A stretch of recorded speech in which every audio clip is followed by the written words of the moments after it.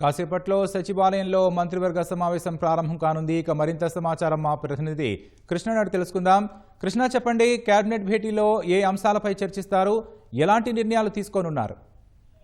రాకేష్, మరి కాసేపట్లోనే ముఖ్యమంత్రి చంద్రబాబు అధ్యక్షతన అమరావతి సచివాలయంలో రాష్ట్ర మంత్రివర్గ సమావేశం ప్రారంభం కానుంది. ఇందులో ప్రధానంగా ఇటీవల ముఖ్యమంత్రి చంద్రబాబు అధ్యక్షతన ఏదైతే పెట్టుబడుల ప్రోత్సాహం మండలిలో కొన్ని కీలక నిర్ణయాలు తీసుకున్నారు.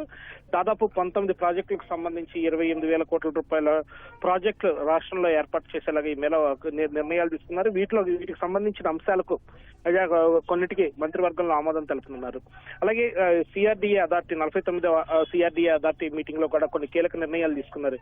ఏదైతే ఈ ప్రభుత్వ పరిపాలనా భవనాలకు సంబంధించి అటు ముఖ్యమంత్రి భవనం కావచ్చు, అలాగే ఇతర మంత్రుల భవనాలు, జిఏడి హెచ్ఓడీల భవనాలు, ముఖ్య కార్యదర్శుల భవనాలు, ఇట్లా మొత్తం రాష్ట్ర పరిపాలన మొత్తం ఒకే కూటి కింద తీసుకొచ్చేలాగా 5 టవర్లలో అమరావతిలో సచివాలయ భవనాలు ఏర్పాటు చేయాలని చెప్పి ఈ గతంలోనే నిర్ణయించారు. దానికి సంబంధించి ఏదైతే గత తెలుగుదేశం ప్రభుత్వంలోనే దీనికి సంబంధించిన టెండర్ల ప్రక్రియ పూర్తయినప్పటికీ కూడా అది గత 5 ఏళ్ల కాలంలో ఆగిపోవడం, తిరిగి దానికి టెండర్లు పిలవటం, మళ్ళీ నిర్మాణ పనులు చేపట్టడానికి తుదశకు తీసుకున్నారు. దీంతో L1, L2, L3 L1 బిడ్లు సాధించిన సంస్థలు ఏవైతే ఉన్నాయో మొత్తం 3 కంపెనీలు వీటి నిర్మాణ పనులు దక్కించుకున్నాయి. ఇందులో ఎన్సీసీ అలాగే ఎల్ఎన్టీ ఇలాంటి సంస్థలు ఉన్నాయి. వీటికి సంబంధించి మొత్తం ఈ 49వ సిఆర్డీ అథారిటీ మీటింగ్ లో ఆ టెండర్లు దక్కించుకున్న సంస్థలకు పరిపాలనా అనుమతులు ఇచ్చేందుకు ఏదైతే జేఏడీ టవర్ కు సంబంధించి 882 కోట్ల రూపాయల దగ్గర అలాగే మరో టవర్ 2, టవర్ 3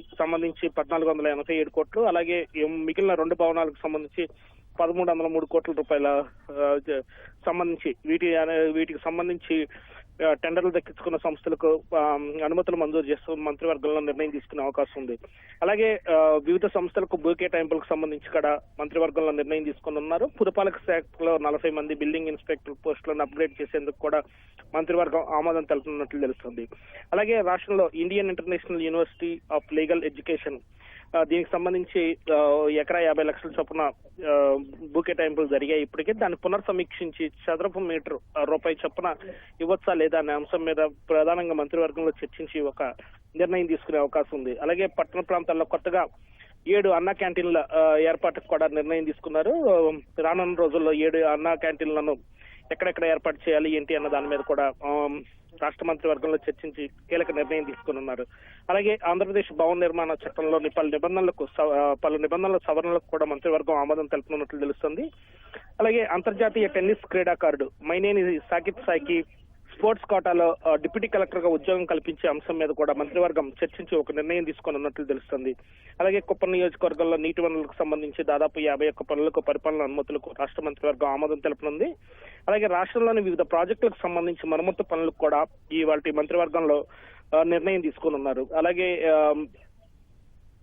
వివిధ జిల్లాల్లో కడప, అలాగే సత్యసాయి జిల్లా, విజయనగరం జిల్లా, అనకాపల్లి జిల్లా, అల్లూరు సీతారామరాజు జిల్లా, ఇలా ఈ వివిధ జిల్లాల్లో సంప్రదాయేతర ఇంధన ప్రాజెక్టుతో పాటు హైడ్రో సంబంధించి విద్యుత్ ప్రాజెక్టులకు ఏర్పాటుకు సంబంధించి కూడా మంత్రివర్గంలో చర్చించి నిర్ణయాలు తీసుకున్నారు. మొత్తంగా చూస్తే దాదాపు 30కి పైగా ఎజెండా అంశాలతో కేబినెట్ మంత్రివర్గం ఇవాళ జరగనున్నట్లు తెలుస్తుంది. ఇందులో కొన్ని మినీ అంగన్వాడీల కేంద్రాలను కూడా దాదాపు 40కి పైగా మినీ అంగన్వాడీ కేంద్రాలను కూడా అంగన్వాడీ కేంద్రాలుగా అభివృద్ధి చేస్తూ కూడా ఒక కీలక నిర్ణయం తీసుకున్నట్లు కూడా తెలుస్తుంది.